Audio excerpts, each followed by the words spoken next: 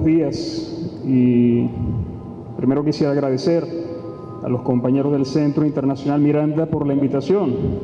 Como ustedes saben, ya vengo en sustitución imprevista del camarada profesor y viceministro también, Reinaldo Bolívar.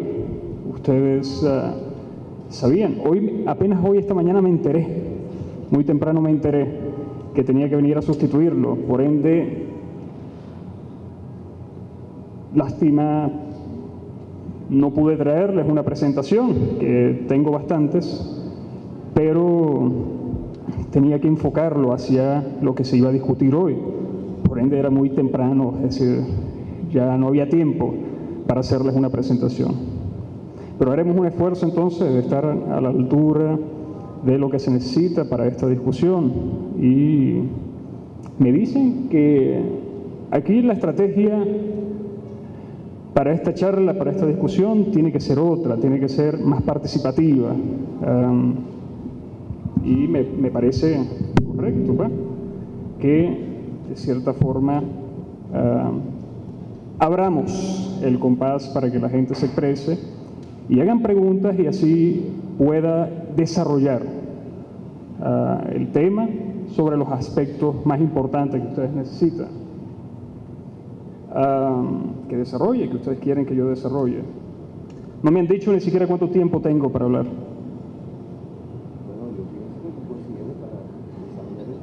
¿Es suficiente? Bueno, yo puedo hablar aquí 2 horas, 3. Recuerda que somos chavistas aquí, aprendimos del comandante. Hablar bastante, ¿eh? Pero hablar lo necesario. Dime.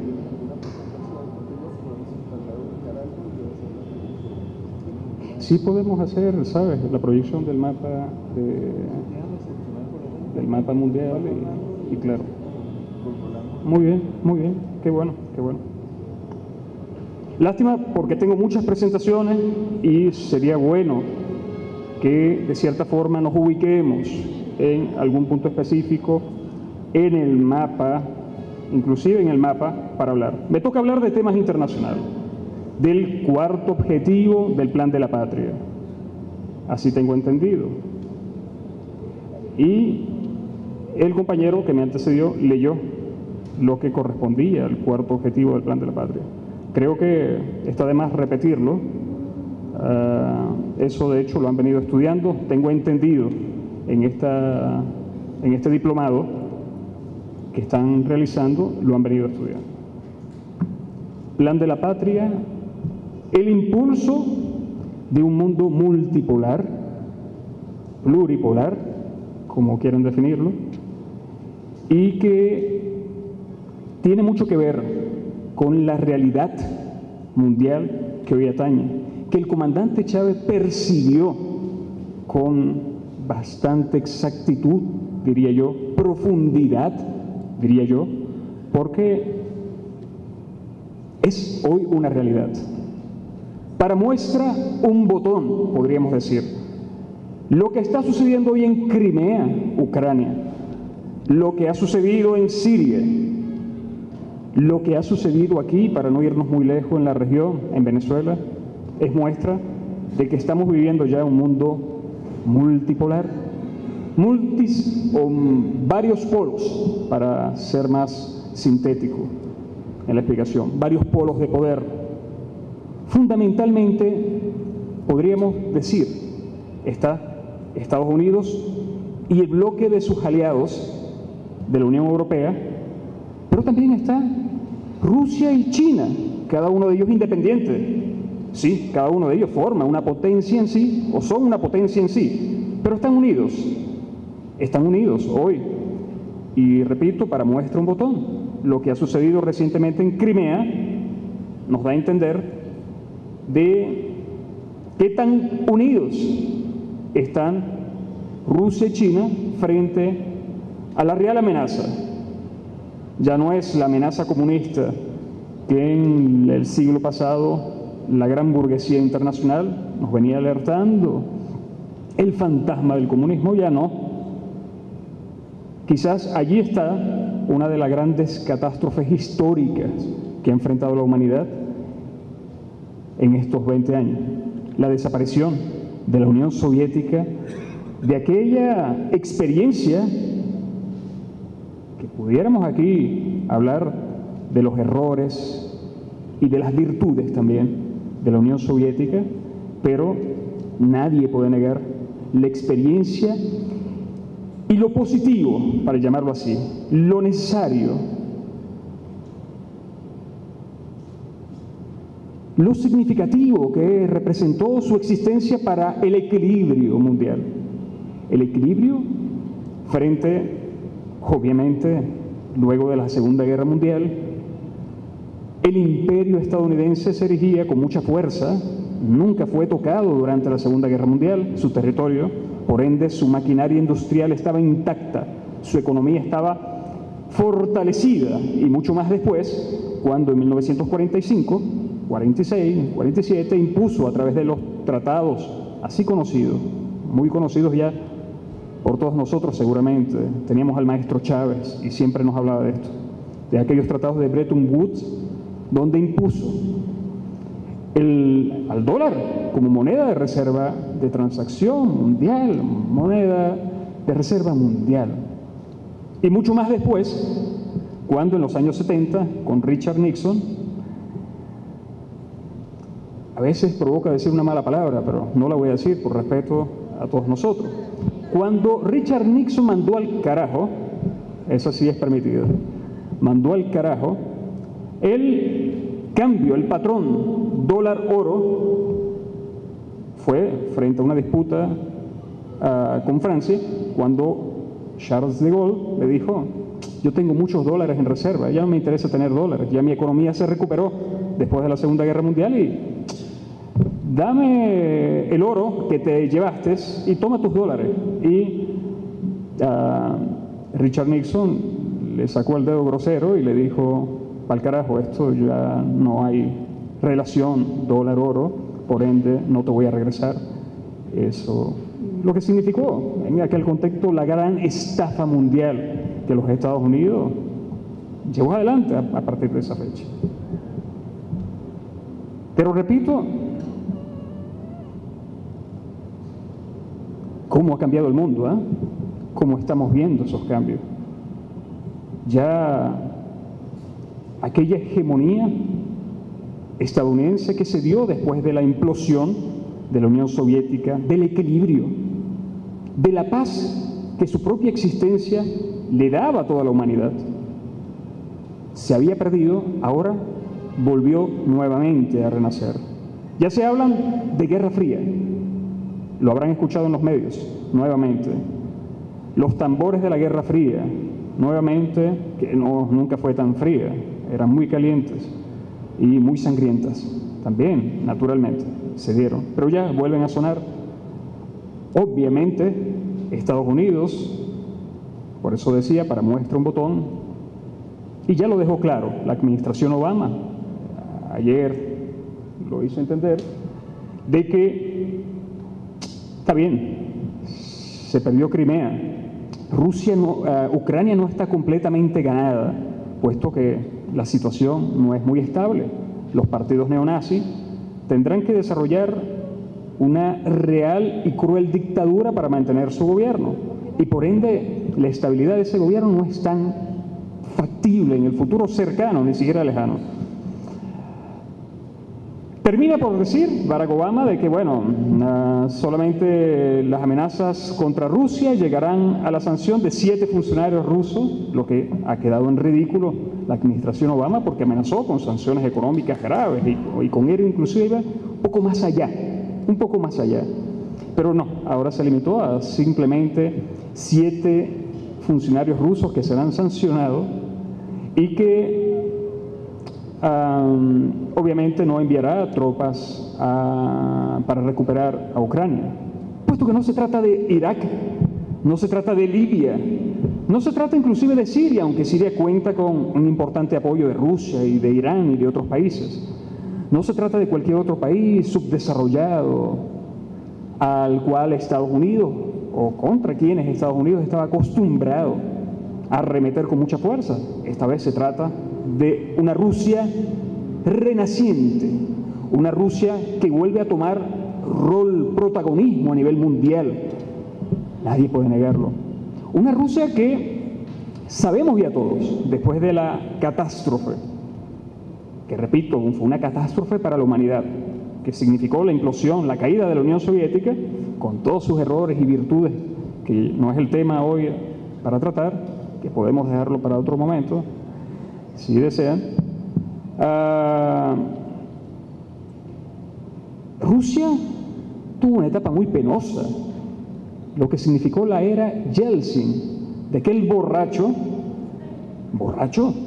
públicamente, no ni siquiera disimulaba, borracho que simplemente se plegó a los intereses de los Estados Unidos y en aquel momento, recordemos, 90 finales, lo que significó la guerra en Yugoslavia, la desintegración de Yugoslavia, Kosovo y toda esa cruel guerra de un país o contra un país que era parte del Pacto de Varsovia cuando existía la Unión Soviética y por ende una intromisión de la OTAN contra cualquier país que para aquel momento, cuando existía la Unión Soviética, una intromisión sería una guerra contra la Unión Soviética y contra todos los países del pacto. Pacto de Varsovia se había destruido, obviamente, había caído la Unión Soviética, Yugoslavia había quedado prácticamente sola y habría sufrido algunas guerras periféricas dentro de Bosnia-Herzegovina, también impulsada por los servicios de inteligencia occidentales, y la última fue la de Kosovo y Serbia, cuando se inventó una masacre por parte de la fuerza serbia que sirvió a los Estados Unidos y a la OTAN como justificativo, porque para ellos hay una responsabilidad de proteger. Ese mismo justificativo que emplearon contra Libia. La responsabilidad, son muy humanitarios ellos son muy responsables, tienen responsabilidad de proteger. Bajo ese argumento atacaron y destruyeron a Serbia, encarcelaron a Milosevic, Slobodan Milosevic, y lo que ya sabemos, una vez preso en La Haya, Corte Penal Internacional. Paradójica corte, puesto que sabemos ya en el derecho internacional funge una situación muy peculiar. No hay, o sí, bueno, sí existe, pero no. Depende el derecho internacional de la voluntad de los estados o de los intereses de la potencia para hacer que se ejerza el derecho internacional, fundamentalmente de la voluntad de los estados.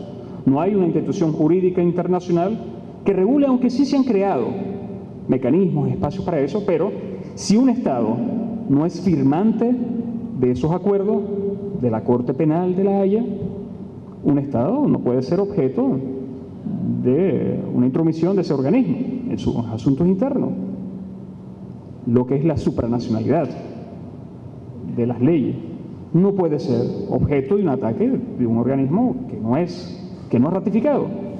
Estados Unidos nunca ratificó ese organismo, es decir, nunca apoyó la creación de la Corte Penal Internacional del Haya, nunca la aprobó, pero sin embargo la ha utilizado contra los países que son objetivos de sus intereses económicos, transnacionales fundamentalmente.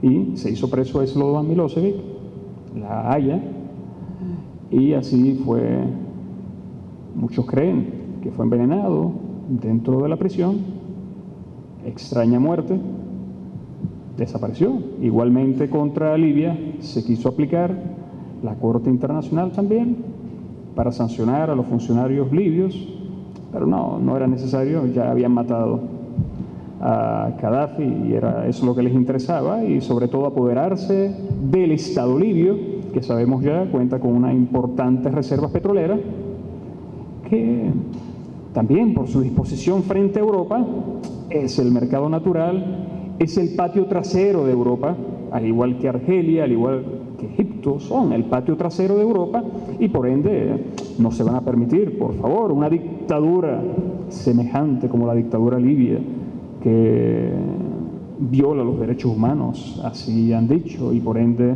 sobre pretextos de la responsabilidad de proteger, se bombardeó al Estado libio, al igual como se bombardeó en el pasado a la antigua Yugoslavia, a Serbia, y sobre pretexto de la responsabilidad de proteger a la población civil se asesinó a miles de ciudadanos, muchos de ellos inocentes, no eran militares serbios, al igual que en Libia, más de 160.000 libios que no eran para nada parte del ejército libio. De hecho, uno de los grandes errores de Libia, del gobierno de Muammar al-Gaddafi en los últimos años, a partir del 2004, fue prácticamente desintegrar a sus fuerzas armadas.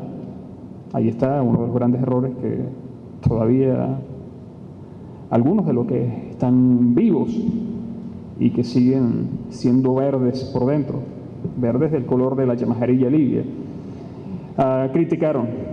siguen criticando de ese grave error que significó para Libia la política aplicada por Muammar al-Gaddafi de desarmar a su ejército. Porque, bueno, ya había hecho las paces con Occidente, ya se habían dado las manos, y no solamente las manos, se habían abrazado, y no solamente abrazados, se habían bajado los pantalones, y en ese sentido nunca esperaba Muammar al-Gaddafi que Europa quisiera aprovecharse de que Muammar al-Gaddafi tenía los pantalones abajo, y ya iba a darle la estocada final. Pasó lo que todos supimos que pasó. 2011, en el contexto de la así llamada primavera, porque hasta para ponerles nombres a las acciones militares o situaciones coyunturales políticas, son muy buenos los europeos. Primavera árabe, así le denominaron, que de primavera no tenía nada, aunque sí en sus principios lo sucedido en Túnez, lo sucedido en Egipto, tenía razones y banderas esencialmente sociales, valga esa redundancia, sociales, banderas sociales, reivindicativas sociales. Tenían las rebeliones populares en Egipto y en Túnez.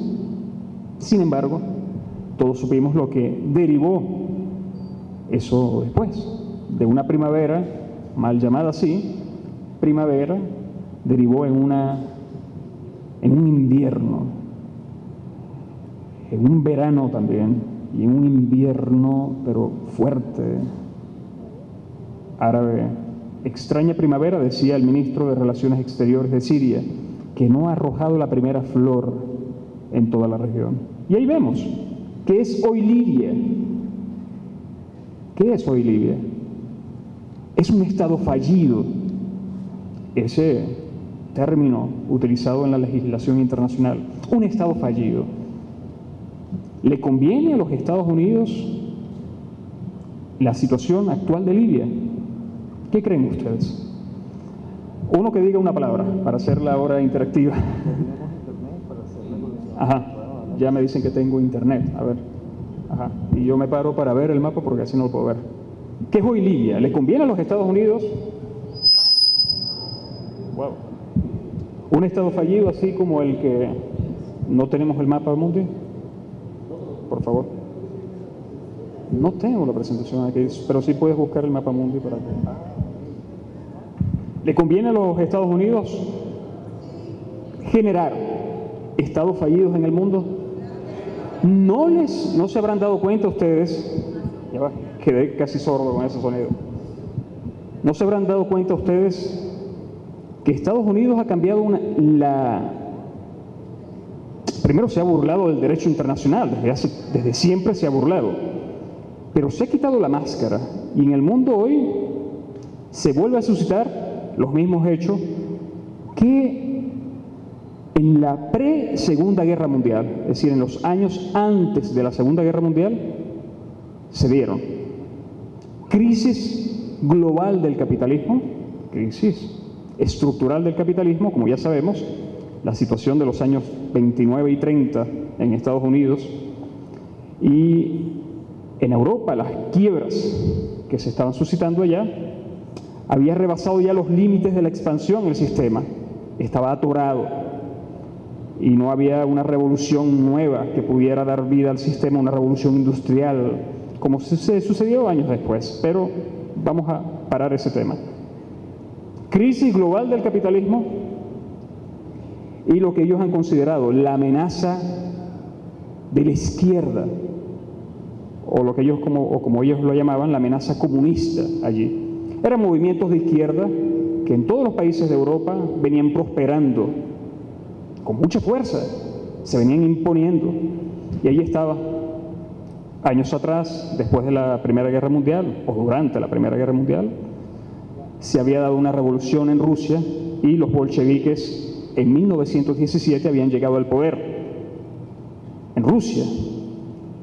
La revolución soviética, la revolución bolchevique, la URSS comenzaba a crecer con mucha fuerza. Pero eran años muy difíciles para la burguesía mundial. No había salidas. Los límites del capital estaban ya dados. ¿Y qué más? Tuvieron que apostar, como lo hicieron y con mucha fuerza, a apoyar en aquellos años a los movimientos, elementos más retrógrados, reaccionarios de la sociedad europea. Eran, en aquellos momentos, y siguen siendo hoy los mismos prácticamente, ahora está la palabra neo, que le colocan algo así como nuevo. El fascismo, el nazismo, fueron apoyados por la burguesía europea, inclusive la norteamericana, la estadounidense, fueron apoyados para contener a los movimientos de izquierda que se imponían con mucha fuerza en aquella época. Así llegó Hitler al poder en el 33 y años atrás había llegado Mussolini, Franco se había impuesto en España, Benito Mussolini en Italia y Adolfo Hitler en Alemania. Eran la esperanza del gran poder mundial. Necesitaban eso. Así como hoy se está dando una nueva crisis económica, financiera, así la llaman ellos, en realidad una crisis estructural del sistema capitalista, y vuelven nuevamente a apoyar a los elementos más reaccionarios de todas las sociedades. Y es el caso más palpable, patético. Si podemos tener ese mapa en grande sería bueno. O bueno, aquí no está ubicado, el verde, vamos a colocar este que está aquí abajo, ese que está ahí, ajá, ese en grande. Es el caso más patético cuando hoy vemos a grupos públicamente reconocidos como neonazis. El neo, la palabra ahora son nuevos nazis, como el partido o movimiento Sector Derecho en Ucrania, o Svoboda, el otro movimiento o partido así, de corte nazi, públicamente reconocidos como nazis, es decir, no estamos inventando ni descalificándolos a ellos. O lo que ha estado sucediendo en lo que se convirtió después en el verano e invierno árabe, cuando Estados Unidos ha apoyado de forma descarada a los movimientos yihadistas integristas, que en realidad es el mismo fascismo, pero con la fachada religiosa, o como unos lo prefieren llamar, el islamofascismo. Pero nadie quiere, o muchos dicen que es mejor cuidar la palabra y no colocar al Islam dentro de esa frase, porque ofenderíamos al Islam.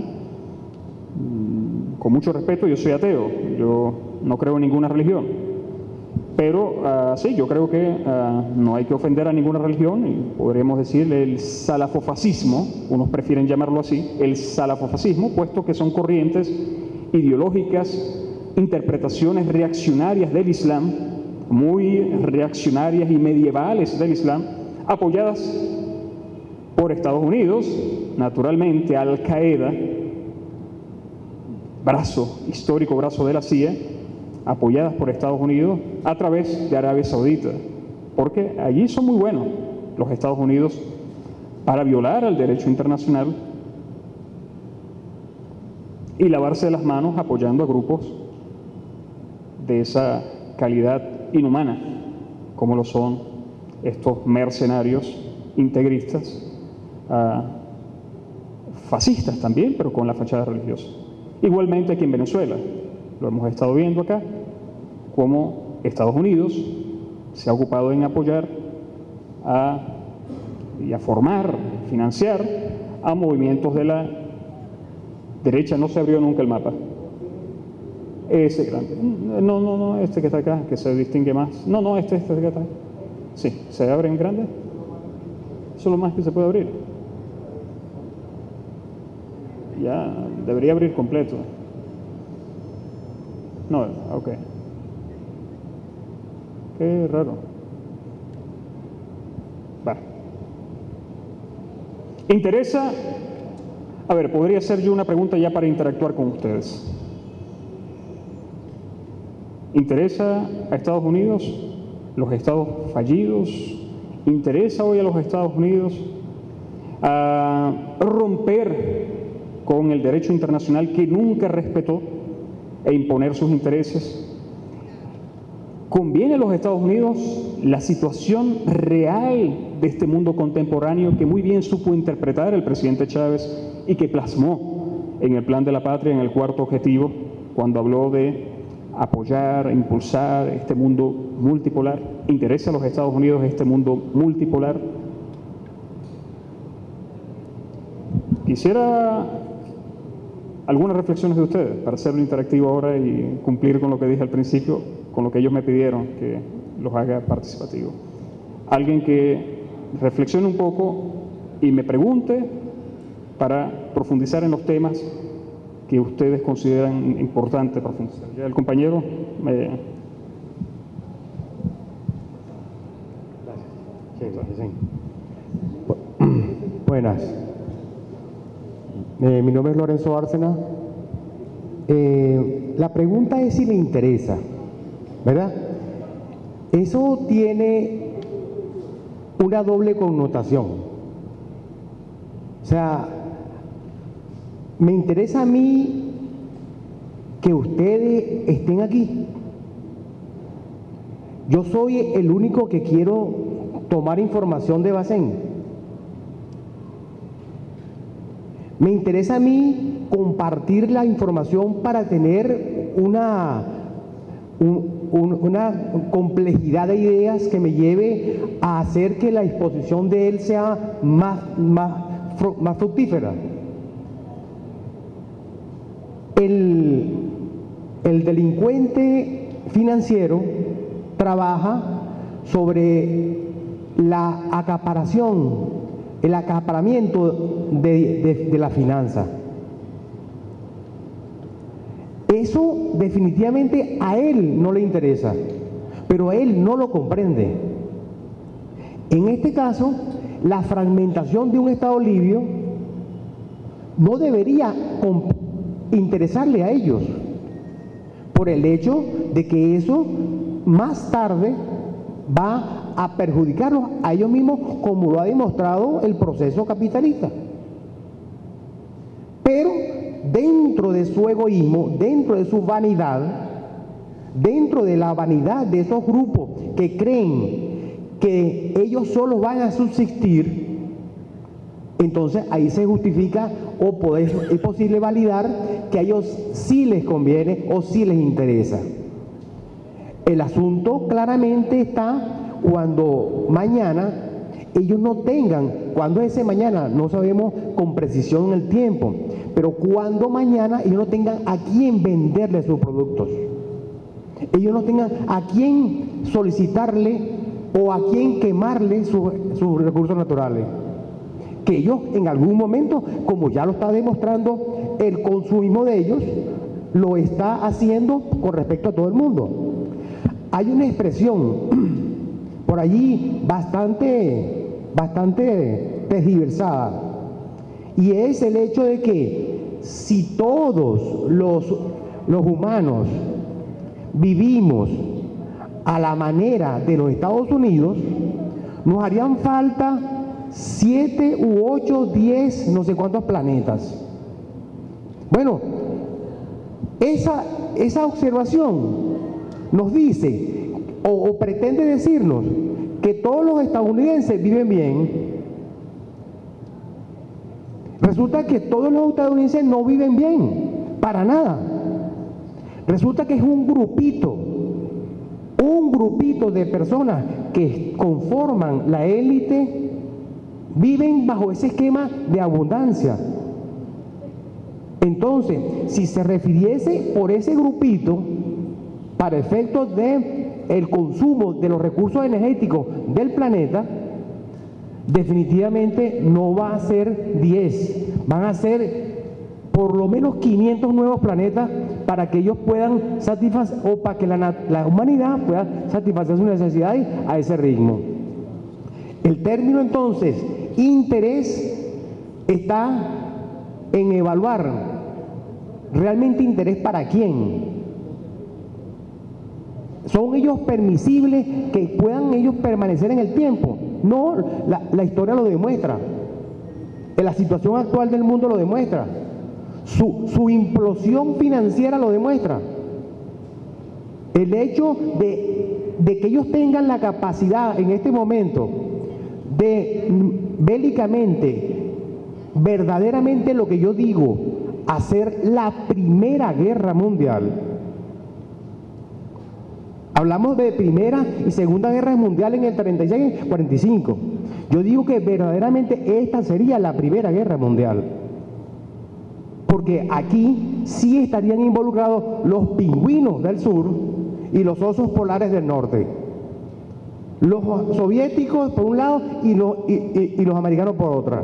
O sea, aquí sí la conflagración sería verdaderamente mundial.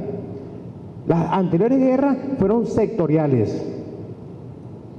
Con respecto a lo que en esta guerra se pudiese presentar, y se están dando todos los elementos como caldo de cultivo para que se llegue a ese objetivo. Gracias. Vamos a hacer corto en la reflexión y la pregunta. Buena la intervención del camarada, pero vamos a hacer corto para que puedan intervenir otras personas y después yo pueda retomar el tema. Ok. Bueno, en relación a si le conviene a Estados Unidos la situación de Estado fallido, pues esa es su estrategia. Su estrategia cuando un país es soberano, cuando un país no cede su soberanía para que él entre en su territorio, en su población, en su mente, hacer lo que le venga en gana, pues la estrategia es convertir ese Estado en un Estado fallido. Eso lo hace a través de guerra de cuarta generación y a través de todos los mecanismos de guerra que sea posible. Eso es parte del metabolismo del capitalismo, es su ciclo, es su manera de reproducirse y de mantenerse. ¿Ve? Entonces, con relación a esa pregunta, por allí va. La segunda que nos formuló, ¿cuál fue?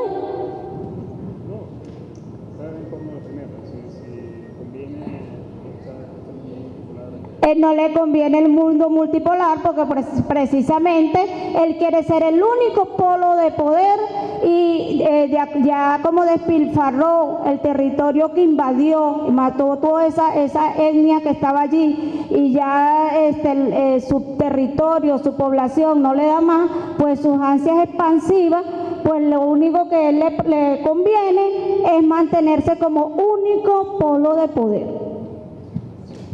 Gracias, compañera. Y los compañeros, el primero que nos habló, tocayo mío, tocayo de Calva.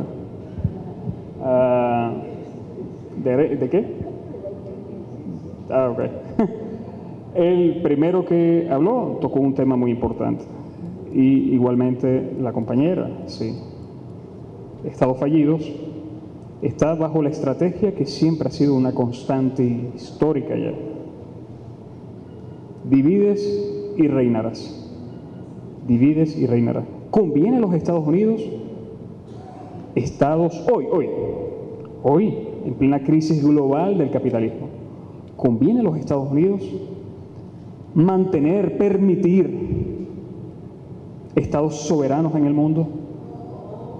No conviene. Obvio, parece una pregunta para nosotros casi ingenua, ¿verdad? Para nosotros que hemos vivido en carne propia todo lo que ha ocurrido en los últimos 15 años, de agresión, y además que hemos tenido a un gran maestro, como lo dije al principio, que fue el presidente Chávez. Me preguntaba una mujer de la oposición, pero yo creo que ella no sabe dónde está ubicada. En realidad, me preguntaba algo así como, mejor dejo esta pregunta, esto para el final, porque fue una reflexión grande que me hacía y no quiero despistar el tema. ¿Conviene o no conviene? Crisis, sí, una crisis fulminante del sistema capitalista mundial. Una crisis que después de la Segunda Guerra Mundial, Estados Unidos y la Unión Europea habían logrado sobreponerse.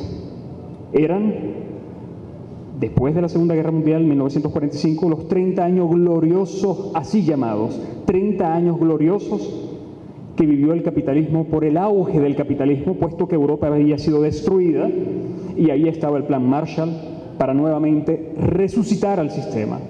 Y nuevamente el capitalismo tenía que nacer en Europa porque la maquinaria industrial había sido completamente destruida por la Segunda Guerra Mundial. 30 años gloriosos. Dicen que en los años 70 ya comenzó a verse la crisis en Europa, igualmente en otras partes, en Estados Unidos, 80, 90, la crisis asiática, etcétera, ya se estaba dando el germen. Volvemos nuevamente a lo que se dio en los años aquellos, los límites mismos del sistema. Por ende, vuelvo a la pregunta, ¿conviene a los Estados Unidos mantener estados soberanos que desarrollen esos estados soberanos políticas nacionalistas en el buen o bien entendido de la palabra nacionalistas? No conviene, no conviene. Y ahí está el gran ejemplo. China podría ser uno de ellos. Brasil, para no irnos tan lejos y no poner un ejemplo tan grande como el gigante asiático, China. Brasil, que ha logrado tener, por suerte, azar, historia, particularidades, culturas, no sé cómo definirlo, pero hay de todo eso un poco, tener una burguesía nacional productiva, algo muy distinto a lo que tenemos aquí en Venezuela, que no es por hablar bien de aquella burguesía, solamente que tiene un carácter distinto a lo que es nuestra burguesía en Venezuela. Aquella sí es productiva, pero ha logrado desarrollar una industria nacional interesante. Hablo del tema de Brasil para no irnos tan lejos, porque quizás el mejor tema es China, y vamos a hablar de China más adelante. Pero ha logrado desarrollar una industria nacional muy interesante, sí, con capitales extranjeros, es cierto. Muchos capitales europeos y estadounidenses y de otras partes también. Pero no deja de ser una industria nacional productiva, que le arrebata a Europa y a los Estados Unidos posibilidades de mercado, de colocación de sus productos, como lo asomaba el compañero, en esos países, en Brasil, en Argentina, de hecho, aquí al lado, en Colombia, con su característica. Existe una burguesía, por lo menos está más desarrollada que la venezolana, productiva, con muchos intereses, y eso explica el nivel de relaciones crecientes entre no solamente Venezuela y Colombia, sino Brasil y en toda la región, que es lo que le da la particularidad que instruyó, que vio el presidente Chávez. Este bloque de poder regional que está naciente todavía, pero que está sustentado en una realidad. Cada día más nuestros estados se relacionan mutuamente, ya no es directamente hacia los Estados Unidos y Europa, con quien comercializábamos y relacionamos y vendíamos productos o comprábamos productos. No, podemos comprar de Colombia. Lamentablemente tenemos que comprar muchas cosas de Colombia porque, volvemos al punto, tenemos una parásita burguesía nacional Y no es por hablar bien de la burguesía colombiana, es también represora, explotadora, como burguesía al fin, pero tiene la particularidad que produce, igualmente la brasilera y la argentina. Puesto que la crisis que experimenta el mundo hoy, lo decía Carlos Marx, a quien tildaban como el loco de Trèves, Carlos Marx, aquel viejo barrigón, como también le decían, nacido en Alemania, pero sus restos descansan hoy en Reino Unido, pero fue un ciudadano europeo, recorrió casi todo y se alimentó de la experiencia que vivía Europa en aquellas épocas, de aquellas revoluciones, la Comuna de París, la Revolución Industrial británica en Reino Unido y también la filosofía clásica alemana. Eran las tres fuentes y tres partes integrantes del marxismo, habrán entendido. Pero Marx decía algo importante. El problema es la crisis de la superproducción de mercancías. Sí, es la raíz esencial del problema del sistema capitalista actual, a la vez de el desarrollo de las fuerzas productivas que tenemos. Es decir, la tecnología, la ciencia aplicada, que ha logrado desplazar a millones en el mundo, suenan o se cuentan por millones, ahorita vamos a volver a esto, por millones de obreros en el mundo, puesto que ya una máquina te puede hacer el trabajo de cientos de personas. Una máquina te puede hacer el trabajo inclusive más perfecto, inclusive la productividad es mayor, eso lo sabemos nosotros. La tasa decreciente de ganancia del capital, la imposibilidad de cerrarse el ciclo de producción y consumo, puesto que un desempleado, y lo estamos viendo en Europa hoy con mucha fuerza, 25% de desempleo en España, 12% de desempleo en Francia. ¿Cuánto es en Venezuela? Y no tenemos una industria nacional como tal nosotros. ¿Pero cuánto es el desempleo en Venezuela? 7%. ¿Es esa la cifra? 9%. 7 llega en diciembre, ¿verdad? Es decir, que baja por la gente que se emplea en el comercio.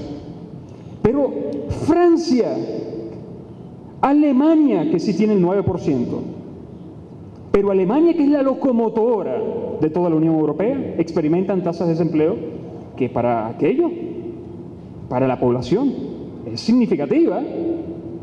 Francia 12%, 25% España, claro que no tiene el nivel productivo, la locomotora de Alemania, pero sin embargo, y así creciente, tasa decreciente de ganancia del capital por la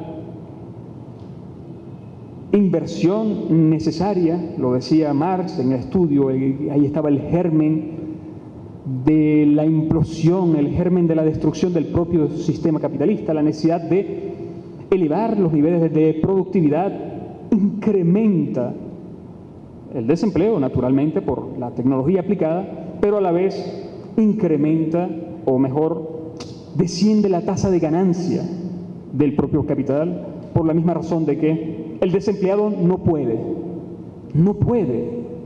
consumir ese producto. Y los bajos salarios necesarios, por la misma tasa decreciente de ganancia del capital, necesitan entonces flexibilizar, porque esas políticas neoliberales no es simplemente impuesta por el Fondo Monetario Internacional, porque, bueno, le parece simplemente para que el capital gane más de lo que ya ganan, que es suficiente, que es demasiado, que es una exageración, sino se explica por esa razón. De hecho, muchos teóricos de derecha, Joseph Stiglitz, entre muchos otros, olvidé ya los nombres de muchos de ellos, pero se cuentan por montones, y hablo de importantes teóricos, economistas de derecha, han terminado por decir, resulta que Marx, ese viejo de Trèves, ese loco de Trèves, tenía razón. ¿Pero qué van a hacer? Una sobreproducción de mercancías en Europa, en China, porque no he hablado de China todavía, ¿Y por qué fueron los capitales a China? ¿Por qué fueron los capitales estadounidenses y europeos a producir en China? Ustedes sabrán, seguro. Mano de obra barata. Mano de obra barata. ¿Y puede el sistema, el Estado imperial, prohibir, si más bien es el Estado representante del gran capital transnacional, prohibir que los capitales o que las industrias se desmantelen en Europa y en Estados Unidos y vayan a China a producir ahí en China? ¿Pueden prohibírselo? ¿Qué decía Antonio Gramsci? El capital no tiene patria, tiene bolsillos, lo decía Antonio Gramsci. Y por ende están... ¿Perdón? También, sí, pero lo decía Antonio Gramsci en esas palabras. Obviamente, lo dicen todos los empresarios. El capital no tiene patria, tiene bolsillo. Y por ende migra hacia donde le reporte mayores ganancias, beneficios. Y están allá. Y hay una crisis ahora en la balanza comercial entre China y Estados Unidos, entre China y Europa. Hay una crisis en la balanza comercial. Quieren revertir. Y por ende, ¿le interesa, vuelvo nuevamente a la pregunta, ¿le interesa a los Estados Unidos tener estados soberanos o mantener, permitirse en el mundo estados soberanos que desarrollen políticas nacionales de desarrollo productivo? Si cuando ellos enfrentan una crisis productiva, de sobreproducción, como decía Marx, de tasa decreciente de ganancia del capital por el empleo en el desarrollo de tecnología, genera tasa decreciente de ganancia, mucho capital absoluto necesario, el capital absoluto o la plusvalía absoluta que devengan de la explotación del trabajador, pero la plusvalía relativa, la invertida en el desarrollo de las fuerzas productivas, ¿para qué? Para producir más, porque el capital está ciego en su ambición de producir más mercancía, porque son bienes ¿de qué? De cambio, no son bienes de uso, son mercancías, ¿Qué le importa que el mundo se muera de hambre? Pero si tú no tienes plata, dinero, oro, rubros, yuanes, lo que sea, bolívares, para comprar eso, hacen lo que hicieron aquí en el pasado. ¿Recuerdan ustedes? Cuando tuvimos una crisis por la producción de leche, las primeras medidas que el gobierno bolivariano, el presidente Chávez tomó, ¿qué hicieron ellos? Fueron a un río y descargaron toneladas de leche a los ríos. ¿Qué le importa si la gente está necesitada de esto? No puedo vender mi mercancía, no se la voy a regalar a nadie, obviamente, eso no representa beneficio para mí. Prefiero tirarla, botarla, no dársela al gobierno. Y así aprovecho y también le doy un golpe al gobierno. La guerra económica y todo lo que se inició no es ahora, desde hace muchos años. Pero es eso lo que enfrenta el mundo. Por ende, vuelvo a la pregunta que ya está respondida. ¿Le interesa a Estados Unidos mantener estados soberanos? ¿Permitirse esto? ¿Qué mejor que utilizar esa técnica de lo que han llamado la antropología mercenaria? Colarse allí en las sociedades y ver cuáles son las divisiones que existen. Aquí el factor religioso pega mucho, es muy importante. Entonces aquí hay chiitas, aquí hay sunitas, aquí hay alawitas, aquí hay cristianos, aquí hay drusos.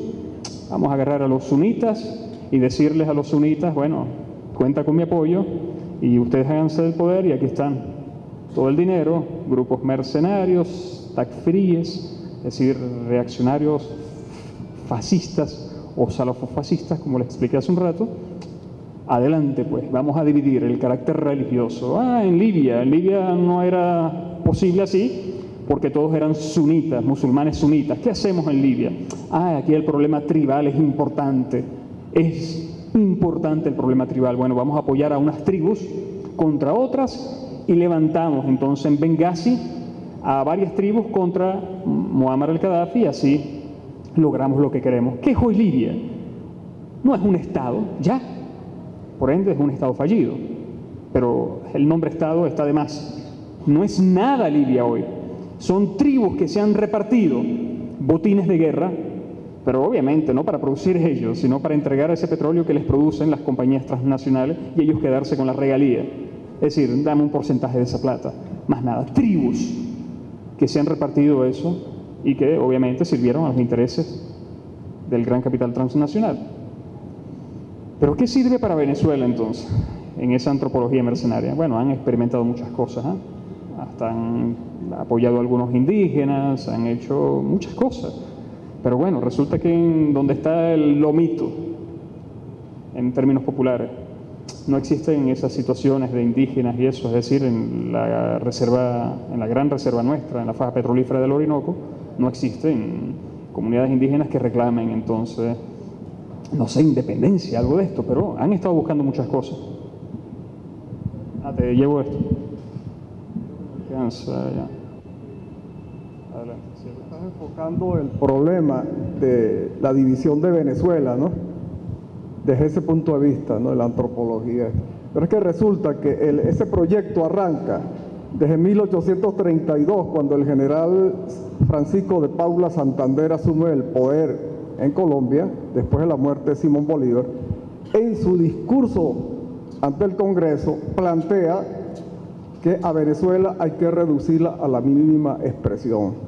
Es por eso que en el Zulia, en el Táchira, Mérida, Apure, se está hablando de una secesión de terreno para crear el tercer estado que han hablado. Ha habido incluso venezolanos como el general Sutherland, que el siglo pasado, el siglo XIX, en la segunda mitad, plantearon ese proyecto. Y ese proyecto está andando y tiene publicidad. En el Zulia hay pancartas donde dice autonomía para el Zulia. O sea que no es una idea así que nos la están trayendo del extranjero, no. Está naciente en tierras venezolanas y en tierras colombianas.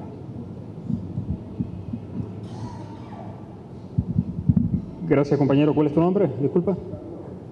¿Carlos? Etzel. Compañeros Carlos, Etzel, por ese punto, ese aporte importante. Porque sí, ya sabemos nosotros que tenemos ese problema en el Táchira, también en el Zulia, pero yo les digo algo, yo soy nacido en el Zulia, he crecido, he vivido toda mi vida allá, apenas en Caracas tengo 10 años, un poco más de 10 años. Sí, pero en el gentilicio del pueblo zuliano no está, o no han podido, mejor dicho, del pueblo zuliano, de la mayoría, del común zuliano, no han podido sembrar esto. En un pasado quisieron hacerlo, puesto que ese territorio se destacaba como una de las mayores reservas y productoras de petróleo de toda Venezuela. Pero ahora ya perdió importancia, ¿se han dado cuenta? Puesto que la tasa de productividad de sus pozos ya están decreciendo completamente, o sea, Estado Zulia se ha quedado ya prácticamente sin petróleo, sin gas. De hecho, estamos importando gas de Colombia para poder producir las pequeñas reservas que aún quedan de petróleo en el Golfo, en el lago de Maracaibo. En el Golfo todavía no se están produciendo. Hay unos proyectos interesantes, de hecho hubo una pugna con Colombia por eso, por algunas plataformas que están allí, muy interesantes, algunos prospectos, que en términos petroleros se llaman así, prospectos en esa zona, sobre todo de gas en el Golfo. Pero en el lago de Maracaibo Sur, ya las tasas han venido decreciendo, por ende perdió importancia. Ahora el lomito, por eso hago hincapié, está acá. Pero sí, si lograr una secesión allá necesita de cierta forma posibilidades para mantener eso. Y ya el petróleo de allá no puede dar posibilidades para mantener un estado como tal. Por ende perdió importancia, perdió valor. Colombia, los colombianos, sí, con el respeto, somos nosotros bolivarianos, todos somos hermanos, es cierto. Pero hay una política santanderista que rescata al compañero, que sí, ahí está. ¿Por qué no? Siempre han querido robarle, de hecho en la historia le han robado territorio, los santanderistas le han robado territorio a Venezuela. Eso conocemos, varios hechos históricos, ahí están impresos en los libros, en varios libros que se habla de esto. Pero hay una particularidad que quizás no se da, y lo vemos en el caso de Crimea, muy palpable, no se da así, puesto que el colombiano viene a Venezuela, los hermanos colombianos vienen a Venezuela a beneficiarse, a trabajar acá, y obviamente prestarse a la secesión del Estado Táchira sería formar parte de Colombia, quedarían económicamente marginados y nuevamente metidos en Colombia. Aunque quisieran los grandes intereses, yo creo que no se prestaría, puesto que les conviene a ellos tener esa doble nacionalidad y beneficiarse más de Venezuela que ser parte de Colombia.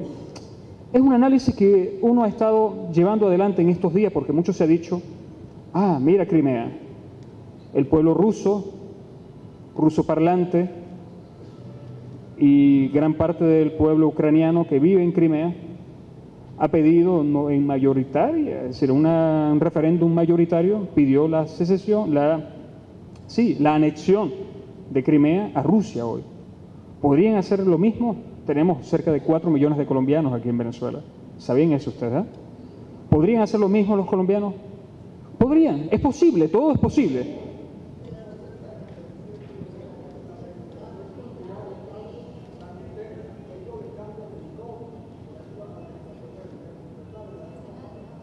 ¿Le llaman?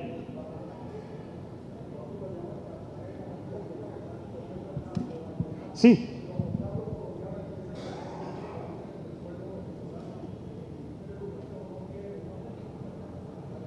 Sí, es el problema de los nacionalismos, sembrado ahí en la cultura, capaz es más férrea en la cultura colombiana porque se dio una particularidad histórica que la mencioné al principio. Sí desarrollaron una burguesía nacional y esa burguesía nacional imprimió cierto nacionalismo en el pueblo colombiano, cierto nacionalismo y sobre todo cierta riña histórica contra Venezuela, porque eran los santanderistas. Y vemos muchos colombianos con el respeto de los hermanos, y estoy seguro que no son la mayoría de ellos, pero los hay, referirse muy mal a Venezuela, muy mal estando aquí en Venezuela, y sentirse más uribistas que Uribe, que es lo peor que podemos nosotros tener. Pero es el nivel de la conciencia, de la enajenación de esos hermanos, que no se sienten bolivarianos, que se sienten más santanderistas. Y podríamos hablar mucho de esto, pero no creo que es el tema hoy. Y es un tema delicado, que habría que abordar quizás con más nivel. El compañero tiene mucha información, pero en otros espacios. Me permito entonces salirme de este tema para volver al tema nuestro.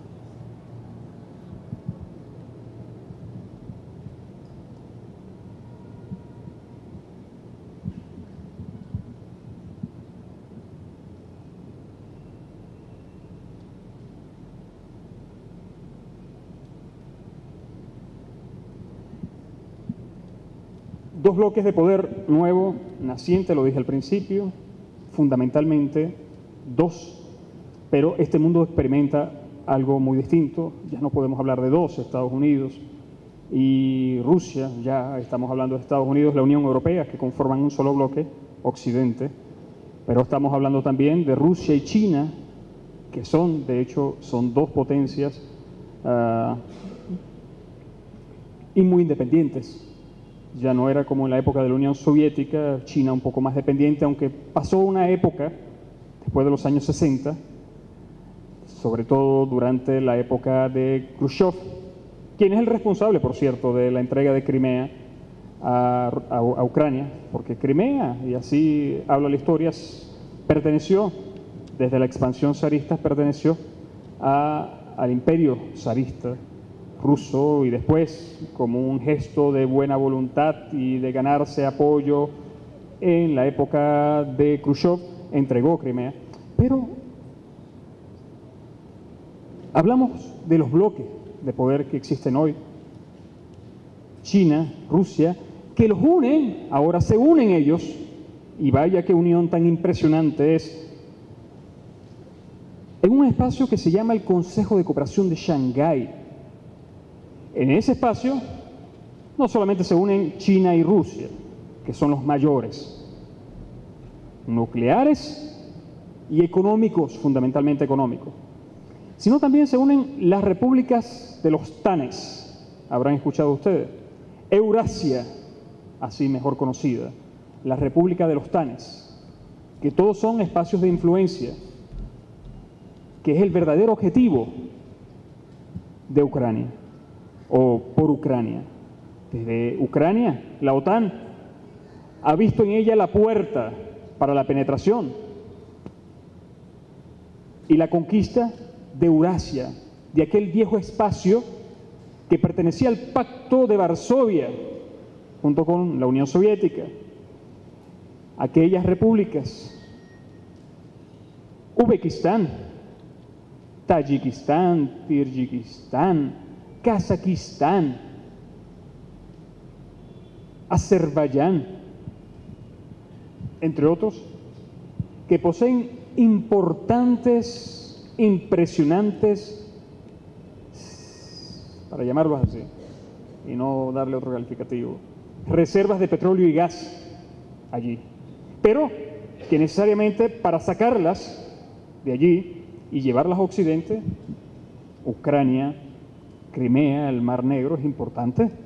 Hay que arrebatarle esos espacios. No solamente la razón geopolítica militar de instalar allí, como dice la noticia,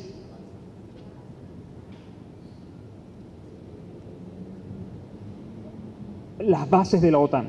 Sí, fundamental, porque debes de proteger los intereses, y para proteger necesitas tus fuerzas militares, que son las fuerzas de la OTAN, que son las fuerzas fundamentalmente dirigidas por Estados Unidos y que agrupan a todos los países, a todas las fuerzas de la Unión Europea, de los países que conforman la Unión Europea. Importante contener a China, asegurar esos intereses económicos de las transnacionales europeas y estadounidenses, necesariamente es colocar allí bases de la OTAN y fundamentalmente el disuasivo misilístico o antimisilístico que la OTAN ha estado implementando en toda Europa occidental frente a Rusia, Georgia, entre otros, que lograron arrebatarle. Polonia, que era también parte del Pacto de Varsovia, fue arrebatado. Georgia, la Revolución Rosa. Ucrania en el 2004 experimentó contra Yanukovych, Víctor Yanukovych, la así llamada, porque hasta son buenos para falsificar y tomar nuestras banderas, nuestros nombres, nuestros conceptos, nuestras categorías, como lo son la palabra revolución, una categoría muy pura, muy nuestra, humana, que tiene otra concepción, otro legado, pero ellos inclusive hasta las toman. Bueno, de hecho, hasta Gabriel Radonsky se llamó socialista, se imaginarán ustedes, pues, como son expertos en eso de la manipulación, del robo de nuestras categorías para lo que decía una compañera, la guerra de cuarta generación, la guerra de cuarta generación, la guerra de la manipulación. Mejor que un ejército colonizador son las mentes colonizadas. La guerra de cuarta generación. ¿Colonizadas cómo? No solamente con los antivalores del sistema, todo, sino con la desinformación. Es la guerra de cuarta generación, en el fondo, lo que explica eso. Se explica allí. Pero bueno, complejo de cooperación de Shanghái, consejo, perdón, de cooperación de Shanghái, pero también están los países del BRICS. Ustedes ya entenderán, habrán escuchado bastante que los países del BRICS no solamente están China y Rusia, vamos a nombrar los BRICS, B de Brasil, R de Rusia, I de la India, C de China, BRICS, Sudáfrica, S de Sudáfrica. Son esos los países fundamentales. De hecho, ya hacen la India, nombré la India, ¿verdad? Sí, India y Sudáfrica. Brasil, país latinoamericano, vecino, hermano nuestro, que se une a ese gran bloque económico mundial que es una amenaza. Y algo más regional, que también comprende a Brasil, está el Mercosur, al cual ya formamos parte. Venezuela, después de años de batallar, el comandante Chávez entendió que para impulsar ese cuarto objetivo también, no solamente habría que apoyar a aquellas potencias económicas, políticas militares, que de hecho hemos desarrollado alianzas estratégicas. Voy a tomar un poco de agua.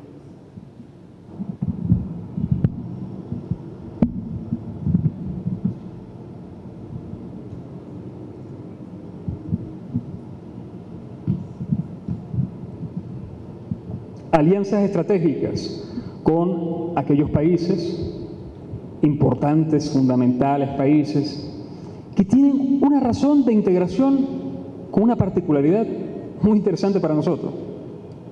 China, por ejemplo, para hablarles del caso de China, no vienen a Venezuela a imponernos su política y a prestarnos dinero, como lo han hecho en el fondo chino, por ejemplo, bajo las estrictas políticas que emplea en otros países el Fondo Monetario Internacional, que sabemos ya es dirigido por los Estados Unidos, el Banco Mundial, Estados Unidos y Europa. No, viene con otra forma de relación. Obviamente quieren nuestra materia prima, el petróleo. Hemos estado ya vendiendo a China importantes cantidades de petróleo. 500.000. Unos dicen que la cifra se ha elevado ya a 500.000 barriles de petróleo diarios. Interesante, ¿ah? Y por qué no, en el futuro cercano, es lo que muchos han previsto, no es que queremos dejarle de vender petróleo a los Estados Unidos. De hecho, ya en los Estados Unidos se ha visto poco cambiada la matriz energética, puesto que ellos han desarrollado un particular tipo de gas, el gas de esquisto, que es el gas atrapado en las rocas, que por cierto producirlo es muy caro, no es como el gas normal alojado en nuestros reservorios, que donde está el petróleo, allí existen reservas de gas, o a veces hay reservas de gas libres en piedras porosas que se encuentran debajo de las lutitas, pero que no tienen las características de aquellas que son las del gas de esquisto, que están atrapados ya en las mismas lutitas, que son piedras que tienes que fracturarlas. Primero están muy profundas y llegar a ellas hay que fracturar la piedra, implementar una tecnología que de hecho es muy degradante de la naturaleza, es muy contaminante, pero bueno, están provocando y están dejando todo eso allá abajo. Hay cosas que salen también y que tienen que reutilizar arriba para volver a inyectar, pero que están destruyendo, fracturando para extraer el gas. Tienen importantes reservas, pero es muy costoso. No es, sin embargo, como el petróleo liviano o mediano, que es nuestro tipo de petróleo, que lo producimos con la mezcla de petróleo liviano y petróleo pesado y un proceso de conversión profunda que se da en varios campos que están en las adyacencias de la faja petrolífera del Orinoco. Tenemos esa tecnología, es venezolana, y estamos llevando el petróleo pesado a mediano. Claro, no tiene la calidad del petróleo que tiene Arabia Saudita, que es muy liviano, que es prácticamente gasolina natural, pero sin embargo es mediano y es muy rentable, tanto así que cuando los precios se ubican en 106 bolívares el barril de 159 litros, el petróleo nuestro se ubica en 97, 98, es decir, no es mucha la diferencia, es decir, entre aquel petróleo y el nuestro no es mucho, es muy buena, de hecho, el precio, y sabemos nosotros, lo decía el presidente, eso fue la gran estafa del siglo, lo que hacíamos nosotros con ese petróleo, como la Cuarta República había convertido eso en bitumen, ya no era petróleo, era un bitumen, y valía $5, y vendía el barril en $5. Lo aprovechaban los estadounidenses, y bueno, te imaginarás, inclusive hasta los chinos, no eran pendejos los chinos, lo utilizaban también, nos compraban el petróleo. El petróleo no, el bitumen, así lo llamaban ellos, no era petróleo, eso no era petróleo. Claro que era petróleo, y ahí está, 96, $100 el barril, lo estamos vendiendo a través de un proceso. Nos cuesta algo, pero es significativo, la recuperación es grande, $20, y sin embargo nos queda el resto de los $100 o más que pueda valer de acuerdo a los precios del mercado del momento. Es la realidad. China viene, invierte y podemos negociar con ellos. Lo hemos demostrado.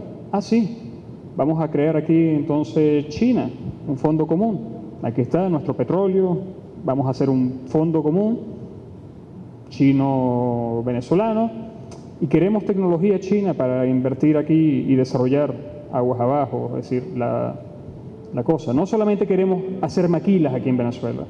Ah, bueno, dicen los chinos, sí, ahí está la Haier y tenemos aquí la fábrica de la Haier. Ah, sí, aquí está. Pero ahora estamos sirviendo como maquilas. ¿Saben ustedes qué es maquila? No, yo entiendo. Es ensamblar. Estamos ensamblando solamente lo que ellos ya no traen. De hecho, eso le agrega un pequeño valor agregado, ensamblar. Está bien, una fuente de trabajo, un pequeño valor agregado. Sin embargo, nosotros hemos estado, y así contempla el proyecto, desarrollar aguas abajo algunas líneas tecnológicas con esto. Ya tenemos lo importante. Entonces, aguas abajo, ahí están los galpones que se están creando y vamos a desarrollar unas líneas tecnológicas. Es decir, obviamente no le vamos a pedir a los chinos que nos den toda la tecnología porque ellos no son pendejos para darnos la tecnología completa. Y no queremos también que así sea. Vamos a integrarnos, a interrelacionarnos con ellos. Y para eso necesitamos que sea el beneficio mutuo. No van a perder ellos con esto. No se puede pensarnos, o no podemos pensar nosotros, en la autarquía. Autarquía, es decir, pensar que nosotros vamos a producir todo lo que necesitamos para el pueblo de Venezuela.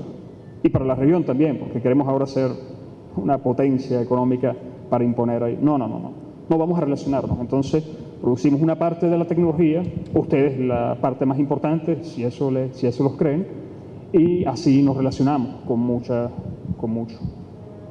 en muchas áreas productivas.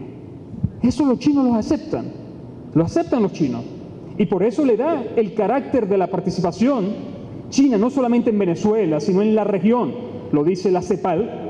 ¿Saben qué es la CEPAL? ¿Verdad? Es un instrumento de análisis, estudios económicos muy interesante que históricamente fue marginado en la región, donde la izquierda tuvo y tiene inclusive una importante participación. Teotonio dos Santos, muy nombrado por el presidente Chávez, fue uno de los integrantes de la CEPAL, aunque ha sido un órgano think tank donde la derecha también se ha expresado, pero la derecha representante de la burguesía nacional productiva, que para un contexto histórico es inclusive hasta permitido. Podemos analizar, podemos negociarlo, podemos razonarlo. ¿Cierto? Somos marxistas, podemos entenderlo. Ah, que sí, quiere participar, ahí está el Estado nuestro. Una burguesía nacional productiva quiere participar y generar tecnologías y procesos productivos agua abajo, ¿por qué no? Ahí está el Estado, participamos a 50% beneficio, sociedades, empresas mixtas, así lo planteó, de hecho lo recoge el Plan de la Patria, empresas mixtas. Pero aquí no contamos con esto, una burguesía nacional productiva. Entonces nos relacionamos entonces con los capitales, en este caso capitales chinos, que generalmente son privados, pero con una particularidad. Allá intervienen esas empresas, tiene participación accionaria en todas las empresas, en casi todas las empresas, sobre todo en las fundamentales. Mayoritaria y a veces no mayoritaria, el Estado chino. El Estado chino. Perfecto. Y así se ha visto la participación y la penetración de China bajo ese tipo de, llamarlo así, porque a la final en el fondo, mejor dicho, es un juego económico. Es interesante cómo China penetra aquí, a diferencia de cómo lo ha venido haciendo hasta ahora Estados Unidos y Europa. Y se les ocurre a ellos llamarlo imperialismo chino. De hecho, son más vulgares porque hasta llaman a Cuba como un imperio, el imperialismo cubano. Bueno, pero uno no va a caer en ese nivel de discusión con la estúpida derecha que tenemos acá. No va a caer en ese nivel.